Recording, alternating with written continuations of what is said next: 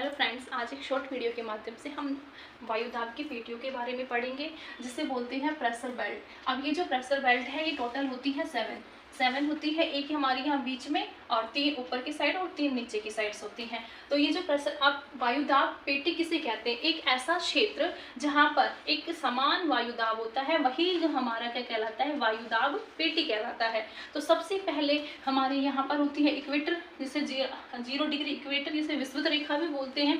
इसके 10 degree north और 10 degree south में जो हमारी प्रेशर बेल्ट होती है वो कहलाती है विषुवतीय निम्न दाब। अब इसमें क्या होता है कि यहाँ पर हमारे जो सूर्य की किरणें क्या होती है, सीधी गिरती है यहाँ पर। अब सीधी गिरने के कारण यहाँ का जो सरफेस होता है वो बहुत हीट हो जाता है। अब हीट होने के कारण यहाँ पर जो हवाएं हैं वो ऊपर की ओर उठने लग जाती हैं। तो इस कारण ये जो क्षेत्र कहलाता है, ये कहलाता है डोलड्रम।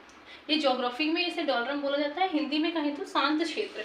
यहाँ पर आंधी तूफान वगैरह कुछ भी नहीं आता है। फिर उसके बाद हमारी जो दूसरी, अब ये जो हवाएं यहाँ से उठने के बाद 30 और 35 डिग्री नॉर्थ और 30 और 35 डिग्री साउथ में गिरती है। अब गिरने के कारण यहाँ पर जो वायुदाब पेटी बनती है वो बनती है उपोषण उच्च दाब पेटी।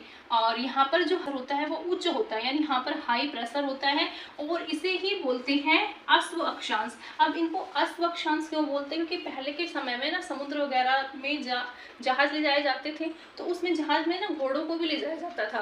तो यहाँ पर जो लो प्रेशर है तो यहाँ से जहाज बहुत आसानी से जा रहा है, लेकिन जैसे ही हाई प्रेशर आता है यहाँ पर, तो वो जो जहाज होता था वो चल नहीं पाता था यहाँ पे। तो उन घोड़ों को नीचे उतार दिया जाता था। अब उतारने के बाद वो फिर यहाँ से आसानी से जाते, इसलिए यहाँ पर ये इसको कहा जाता है अश्व अक्षांश।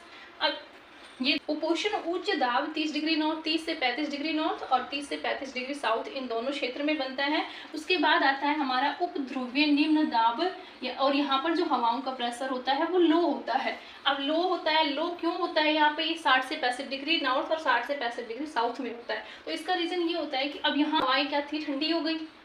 अब यहाँ ठंडी होने के बाद यहाँ से हवाएं जो यहाँ पर गर्म होने के कारण ऊपर उठ रही थी, वो हवाएं यहाँ पर आई, और यहाँ पर आने के बाद ये हवाएं जो है ये यहाँ से ऊपर की ओर जाती हैं। और जो हमारा ये उत्तरी ध्रुव है, नॉर्थ पोल है, यहाँ पर बहुत अधिक ठंड है। ठंड होने के कारण यहाँ का जो प्रेशर होता है वो हाई होता है, तो ये हवाएं इधर आती है। तो ये दोनों हवाएं जो है ये आपस में आकर टकराती हैं, तो इस कारण यहाँ पर लो प्रेशर बनता है। और ये आपस में टकराने के कारण ये कहलाता है वाताग्र।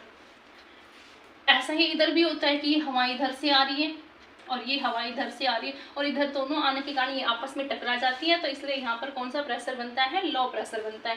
फिर उसके बाद आता है हमारा ये लास्ट में 90 डिग्री साउथ, जो साउथर्न पोल होता है। यहाँ पर बहुत अधिक ठंड होती है और ठंड होने के कारण यहाँ पर हाई